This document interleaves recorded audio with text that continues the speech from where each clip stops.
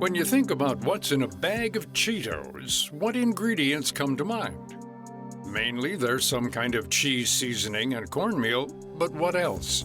Vegetable oil and canola oil are used, but there's also less easily recognized ingredients like maltodextrin, monosodium glutamate, ferrous sulfate, and riboflavin. These complex lab-made substances make up a small portion of the processed food itself, but it's still important to understand what role each ingredient adds to that bag of Cheetos. Obviously, ultra-processed foods like chips, fast food, and frozen pizza are not healthy and should be a treat rather than the norm. The majority of a person's diet should come from minimally processed foods like fresh vegetables, fruits, whole grains, meat, and dairy. But when Americans do opt for these quick conveniences, it's good to have some understanding of the ingredient list. George Zaidan, a food chemist, points out that these substances, which often fall at the end of an ingredient list, get a bad reputation because they're artificial and lab-made. But in fact, many of these additives play a key role in extending the shelf life of products. We're told every day, mostly on the internet, that you can't pronounce the name of a chemical, it must automatically be bad for you. And the connotation there is, if food is processed, it is necessarily bad. And that's just not true. So we assume that if a food was processed, it's really new, and it's something that humanity hasn't been processing food for that long. But in fact, we have been processing food, as far as we can tell, since the very beginning. Zaidan is a food chemist and the author of Ingredients, the Strange Chemistry of What We Put in Us and on Us. In his book, he goes back thousands of years in human history to share how early food processing started off with a much different focus. Nature is not looking out for your best interests. Nature is trying to take care of itself. And by that I mean, if you're a plant, you are basically made of food. You're a sitting duck. You can't move, you can't fight, you can't scratch. You have to defend yourself from animals that are walking by and wanting to eat you. And so the way you do that is to make poison. So there's a lot of plants, for example, that make cyanide. If you're not familiar, cyanide is a deadly chemical with a rapid onset. It's a lethal poison that can cause death within minutes to hours of exposure. Zaidan notes that some plants contain cyanide in their leaves or stems in order to fend off predators. And so one of the earliest things we did as a species was to process things out of nature to make them non-toxic, which is sort of hilariously ironic given the context of processed food today, because today we're worried about, does processing food make it more toxic? That's a whole field right now. But it was just shocking to me how old food processing is and some of the incredibly creative ways that ancient societies processed and still process food. He points to one such group of people in the remote foothills of the Andes Mountains in South America that for thousands of years would freeze-dry potatoes so they could make it through the harsh winter months.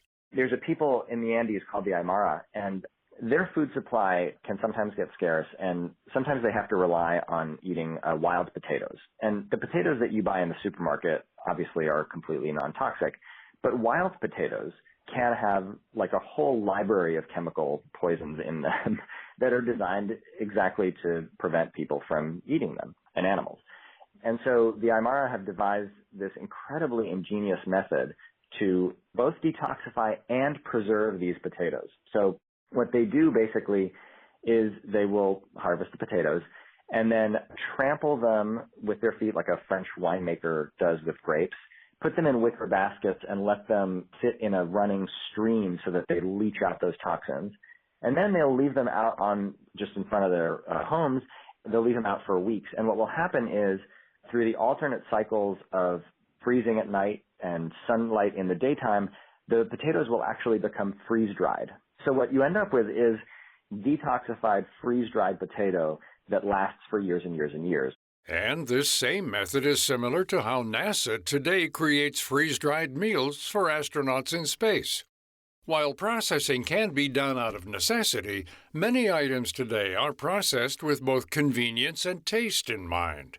From frozen TV dinners to those questionable tins of Spam, It can feel really difficult to avoid processed foods when they seem to be in nearly every aisle at the grocery store. I do want to just take a moment and sympathize with people because before having written this book, I spent years and years and years doing what everyone does, which is you go to the grocery store, you flip the package over, and you try and figure out, of the 12, 15, 20 items on the ingredients list, should any of these things not be in here? Is any of these things bad for me? Am I harming my health or the health of my kids by eating this or feeding it to them? And that's a really hard position to be in. If you want to find information about pretty much any food or product or sunscreen, anything you can possibly imagine, the internet is your oyster, basically. Obviously, convenience is important for so many people. During the COVID-19 pandemic, there were probably many times when you were thankful to find those extra cans of beans and veggies or cups of ramen that were still fine. The reality is that processed foods are a part of people's pantries and help to supplement diets. While whole foods should always be the go-to, Zidane says that moderation and balance are key. It's important to keep track of what you're putting in your body to fuel it. If you follow a doctor-recommended diet, you're going to be okay on the health stuff. And going on to blogs and trying to figure out, should I have light roast coffee or dark roast coffee? Those kinds of things, from what I've been able to gather from the research, just don't matter all that much when it comes to your long-term health. Take everything with a grain of salt and don't worry too much about the very, very specific granular differences between one food to the next. As long as you're on some sort of doctor-approved diet, you're going to be just fine. And in the U.S., with strict food manufacturing regulations in place, there's little reason to worry that an ingredient found in a processed food will cause bodily harm. By and large, the food supply in the U.S. and other basically wealthy countries is very well regulated and very safe. And by that I mean you're unlikely to eat something that's going to have an immediate and negative impact on your health. The concern is more, are you going to, over long periods of time, are you going to eat certain things that might, let's say, increase your risk of cancer or heart disease or a long-term chronic disease? You'll read a lot of stuff that will say, make sure you avoid gluten or eat a lot of raspberries or what have you. And the takeaway that I got from doing all this research was more of a mentality. It's less about specific foods or nutrients, and it's more about just making sure that you're getting a broad set of pretty much everything. And by broad set of pretty much everything, I don't mean alternate Cheetos with Oreos. To find out more about this topic, George Zidane and his book, Ingredients, The Strange Chemistry of What We Put in Us and On Us, visit viewpointsradio.org. This segment was written and produced by Amira Zaveri.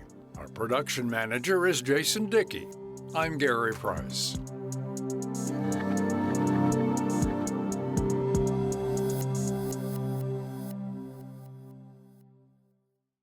Coming up on Viewpoints. In most high schools in America, students have very little understanding of personal finance. It's not something that's been prioritized in American education systems. The importance of learning good money habits early on.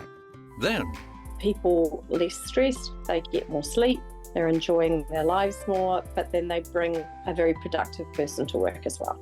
The many upsides of a 4-day work week.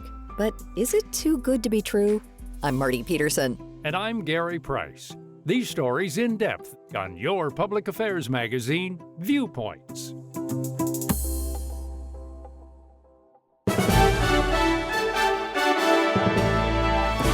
And that's Viewpoints for this week.